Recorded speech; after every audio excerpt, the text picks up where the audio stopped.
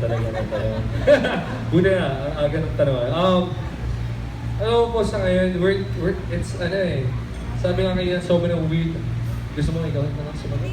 Nakita ko si Ate Carmi. Ay, Ayun. Carmi! Um, Leo! Happy birthday!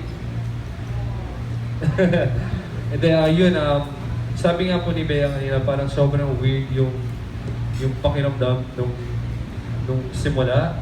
Tapos ngayon, sobrang komportable kami sa isa't isa.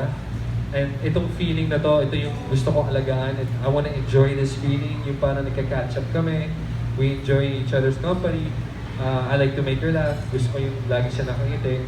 So parang, alam mo yung ayoko, gusto ko maintain itong feeling na to. Yung pagiging comfortable namin sa isa't isa, yung nag-enjoy lang kami pag nagkikita kami. Yun.